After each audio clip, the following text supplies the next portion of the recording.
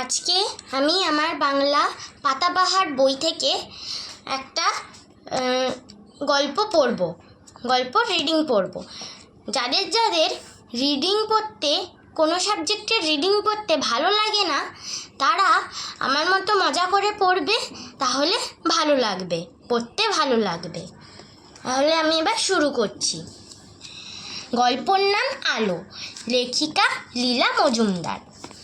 12 বছর বয়স হলো, তবু শম্ভুর মন থেকে ভয় যায় না। বনের ধারে শম্ভুর দাদুর ঘর। তার চারদিকটি ভয় দিয়ে ঘেরা। দিনের বেলাতে বনের ভিতর ছায়া ছায়া, সরাত নিঝুম চুপচাপ।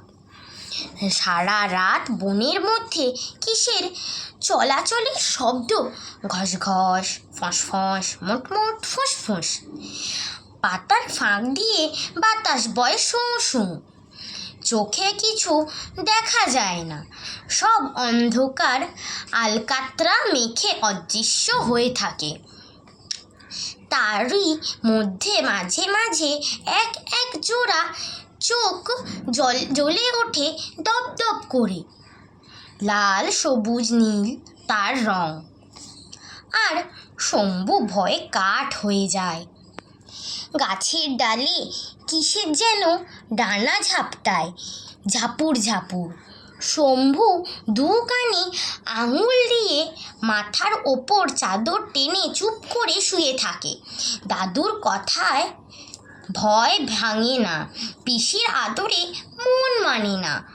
দিনের বেলায় গুরুমশাইয়ের পাঠশালার সবচেয়ে দুরন্ত ছেলে, রাতে সে হয়ে যায় ভয়ে কাদা।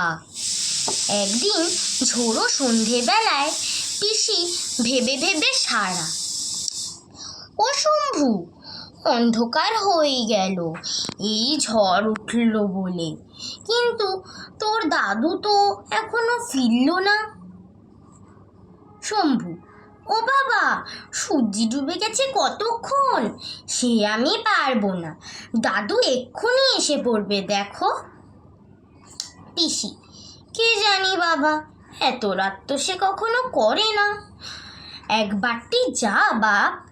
শম্ভু: আমার বড় ভয় করে। পিসি: কিসের ভয় শম্ভু? শম্ভু: বনের ভয়, অন্ধকারের ভয়। পিসি: ও কি কথা শম্ভু, যে বোন আমাদের খাওয়ায় পড়ায়, যেখান থেকে আমার বুড়ো বাবা গাছগাছালা, ওষুধ, আঠা, মধু খুঁজে আনি, সে যে আমাদের মা বাপ, তাকে ভয় করলে চলবে কেন? শম্ভু: তোমার ভয় করে না পিসি? পিসি: তুমিও যাও না কেন? কেন লণ্ঠন নিয়ে? আমি পারবো না, অন্ধকারে আমার ভয় করে। পিসি: আমার পায়ে বাত না থাকলে আমি যেতাম, দেখি একটু দোরটা খুলে দেখি। শম্ভু: ও কি করছো পিসি, ঘরের চাল যে উড়িয়ে নেবে, বন্ধ করো শিগগির। পিসি: এই জল ঝড়ে বুড়ো দাদু রইল বাইরে, আর তুই উনুনের পাশে আরামে বসে থাকতে পারছিস শম্ভু? শম্ভু: খুলো না বলছি। পিসি: ও দাদুর ধাক্কা নয়, দাদু আস্তে আস্তে টোকা দেয়। পিসি: না, আমি নিশ্চয়ই জানি তার কোনো বিপদ হয়েছে। নিতাই: আমাকে চিনতে পারছেন না পিসিমা, আমি পাঠশালার নিতাই। দাদুকে গাছতলায় পড়ে থাকতে দেখে আমি গিয়ে গুরুমশাইকে ডেকে আনলাম। পিসি: ও কি, কে তোমরা? বাবাকে অমন ধরাধরি করে আনছো কেন? বাবার চোখ বন্ধ কেন? ও গুরুমশাই, ভয় যে আমার প্রাণ উড়ে যাচ্ছে। নিতাই: ওঠ শম্ভু, দেখছিস না আমি কেমন জল ঝড়ে বেরিয়ে পড়েছি, তোর অত ভয় কিসের? গুরু: ভয় পাবেন না মা, দাদু গাছ থেকে পড়ে অচেতন হয়েছেন, বোধহয় পায়ের হাড় ভেঙেছে। কোনো ভয় নেই মা, আমি ওষুধ বলে দিচ্ছি। শম্ভু টোকা মাথায় দিয়ে এক দৌড়ে এনে দিক, দাদু ভালো হয়ে যাবেন। শম্ভু পিসির পিছনে লুকোচ্ছিস যে বড়, এদিকে আয়, ওষুধ আনতে হবে। পিসি, ও ছেলে মানুষ। গুরু, কিসের ছেলে মানুষ? 12 বছরের বুড়ো ছেলে। আমাদের যা করবার আমরা করেছি, এখন শম্ভু যাক। আপনাদের বাড়ির পিছনেই শুশনি পাহাড়। শুশনি পাহাড়ের মাথায় হাড়ভাঙা পাতার গাছ, আর পাথরের গুহাতে লাল মধু উপচে পড়ে পাথরের গা বেয়ে গড়াচ্ছে। ওই পাতা বেটে মধুর সঙ্গে মিশিয়ে লাগিয়ে দিলেই ব্যথা সেরে যাবে। তবে সাবধান, দেরি করলে পা ফুলে ঢোল হয়ে যাবে। তখন ওষুধের গুণ ধরবে না। 2 ঘন্টার মধ্যে ওষুধ লাগাতে হবে। আচ্ছা, আমরা চললাম। শম্ভু, বেরিয়ে পড়, জলঝড় কমে এসেছে, এই বেলা পথ ধর। পিসি, ওকে রে শম্ভু, মুখ ঢেকে শুয়ে পড়লি যে বড়। শুনলি না, 2 ঘন্টার মধ্যে ওষুধ না লাগালে ওষুধের গুণ ধরবে না। শম্ভু, না ধরে না ধরুক, কাল ভোরে উঠে এনে দেব, এখন আমি বেরোতে পারবো না। বুড়ো দাদু অচেতন হয়ে পড়ে থাকে। পিসিও তার পাশে মুখ গুঁজে বসে থাকে, কেউ কথা কয় না। উনুনের উপরে ভাতের হাঁড়ি টকবক করে ফুটতে থাকে, কিন্তু দাদুর মুখে কথা নেই। ছাইয়ের মতো সাদা মুখ। উসখুস করতে থাকে শম্ভু। আহা, দাদু যদি না বাঁচে। তবু ঘরখানি যেন 2 হাত বাড়িয়ে জড়িয়ে ধরে রাখতে চায়। উনুনের পাশের গরম জায়গাটি থেকে মিনি বিড়াল মিটমিট করে চায়। বিড়ালের গান। মিয়াও, কোথা যাও? যেও না কো, এই ঘরেতে আরাম বড় সুখে থাকো। কে বলে গো বাইরে যেতে? আরামেতে গরমেতে নিরাপদে বিছানা পেতে শুয়ে থাকো, যেও না কো। ঝড়ে পড়ে জলে ভিজে কেন মিছে মরবে নিজে, যেও না কো। পিসি, শম্ভুরে, যখন এতটুকু ছিলি, বাপ মা তোর বিদেশে গেল, দাদুই তোকে বুকে করে মানুষ করলো, সেসব কথা কি ভুলে গেছিস? যে আমাদের প্রাণ দিয়ে বাঁচিয়ে রেখেছিল, মাথার উপরকার এই ঘরের ছাদ নিজের হাতে বেঁধেছিল, হাড়ির ভিতরকার ওই চাল নিজে গিয়ে হাট থেকে কিনে এনেছিল কত কষ্টের টাকা দিয়ে, তাকে আমরা বাঁচাতে পারলাম না। আর বসে থাকতে পারে না শম্ভু। দেয়াল থেকে টোকা পাড়ে, তাক থেকে লণ্ঠন জ্বালে, মধু শিশে নেয়, পিছন ফিরে চায় না। পিসিকে কিছু না বলে দরজা ঠেলে জল ঝরে বেরিয়ে পড়ে। দরজা দুম করে বন্ধ হওয়ার শব্দ, সঙ্গে সঙ্গে প্রচণ্ড ঝড়ের অট্টরোল। কে যেন গর্জন করে ডাকে, শম্ভু, শম্ভু, শম্ভু। শম্ভু, শম্ভু, কে কে তোমরা? অন্ধকারে ডানা মেলে আমাকে ধরতে আসছো? আমি কোথায় পালাবো? ও কে? পেঁচাদের গান।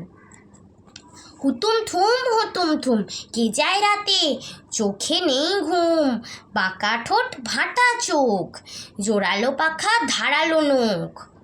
আমরা পেঁচা, এবার প্রাণের ভয়ে চেঁচা, পাসনি ভয় তাই কি হয়, হুতুম থুম। শম্ভু, না, কোথায় তোমরা? কিচ্ছু দেখতে পাচ্ছি না কেন, কোথায় তোমরা? লণ্ঠনটা তুলে দেখি তোমাদের মুখ। শম্ভু যেই না তুলে ধরেছে লণ্ঠন, অমনি পেঁচাদের চোখে আলো পড়েছে, আর চোখ গেছে ধাঁধিয়ে।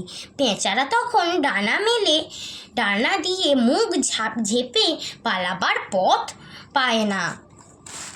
শম্ভু, বাঁচা গেল, সব পালিয়েছে, কিন্তু গাছগুলো অমন কাছাকাছি ঘেঁষাঘেঁষি করে দাঁড়িয়েছে কেন? দিনের বেলায় তো ওরকম থাকে না। আর আর ওই যে তালগোল পাকিয়ে ডালের ওপরে, ওটা কি? ও বাবা, কেন যে এলাম মরতেই রাতে।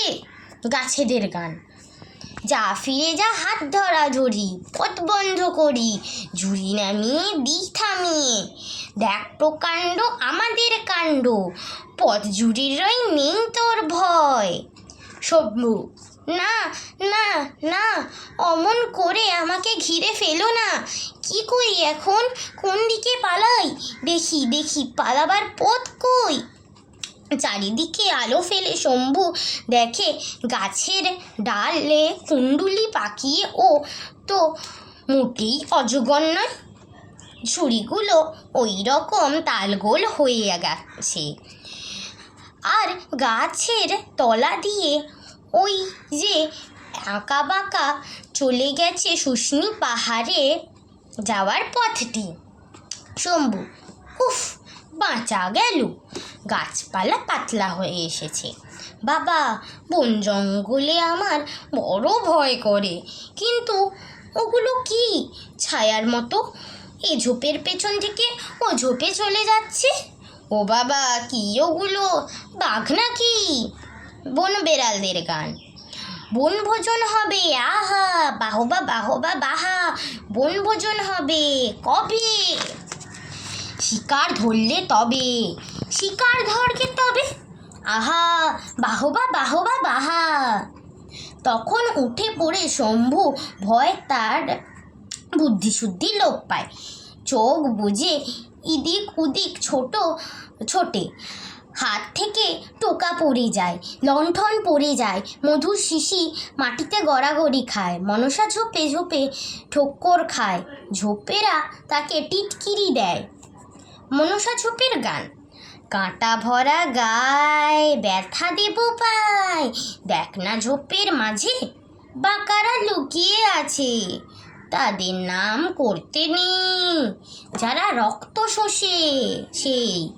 ঝোপে ঝাড়ে গাছে তাদের চক্ষু জেগে আছে, এই পথে কেউ যায়? হোঁচট খেয়ে আবার পড়ে যায় শম্ভু। হাতের তলায় মধুর শিশি খুঁজে পায়। ভয়ের শেষ প্রান্তে পৌঁছে এবার টোকা তুলে নেয়, লণ্ঠনটাকে উঁচু করে ধরে। অমনি চারিদিকে সরসর পালাপালা বনবেড়ালদের দল চোখ ছোট করে মনসা ঝোপের আড়াল দিয়ে আস্তানায় ফিরে যায়। শম্ভু, আরে এই তো পৌঁছে গেছি। এই যে গোছা গোছা হাড় ভাঙা পাতার গাছ, আর ওই তো মধুর গুহা। এইবার শিশিটা ভরে নিলেই হলো। কিন্তু কিন্তু গুহার ভিতরটা অমন অন্ধকার কেন? কিসের সোঁদা গন্ধ নাকে আসছে? এত দূর এসেও শেষটা কি খালি হাতেই ফিরতে হবে? ইস, কি অন্ধকার। বাদুড়দের গান। ডানা মেলে কালো ভয়, তারই হোক জয়, আধারে জ্বলিছে দাঁতের শাড়ি, কোরাল কঠিন ধারালো ভারী, তারই হোক জয়, আলো না সয়, গুহাতে রয়, তারই হোক জয়। সোদা গন্ধ বন্ধ গুহা, সেখানে ভয়, তারই হোক জয়। শম্ভু, স্বর বদলে, না, আলো যে সইতে পারে না, তাকে আমি ভয় করব না। এই আলো তুলে ধরলাম। কে আছো ভিতরে? ভিতরে বেরিয়ে এসো। আমি মধু নেব, আমি তোমাদের ভয় পাই না। আমার দাদুকে আমি ভালো করে তুলব, কেউ আমাকে বাধা দিতে পারবে না। অমনি সরসর পরপর ঝটপট করে আলোয় অন্ধ রাশি রাশি বাদুড় ডানা মেলে গুহা ছেড়ে বাইরে বেরিয়ে এলো। লণ্ঠনের আলোতে শম্ভু দেখল ফাঁকা গুহা, তার দেওয়ালের গায়ে টুপটুপ করছে মৌচাক, টুপটুপ করছে মৌচাক, পাথর বেয়ে মধু গড়াচ্ছে। শিশি ভরে বাইরে বেরিয়ে দুমুঠো হাড় ভাঙা পাতা তুলেই এসে শম্ভু কখন মেঘ কেটে গেছে, দূরে দূরে খান কতক মনসা ঝোপ, আর পায়ের কাছে গাছের তলা দিয়ে ঘরে ফেরার পথ। মধু তুলে বুক ফুলিয়ে দৌড়ে শম্ভু সেই পথ ধরল। চারদিক যেন গান গেয়ে উঠল, ভয় দূর করা আলোর গান, সাহসের গান।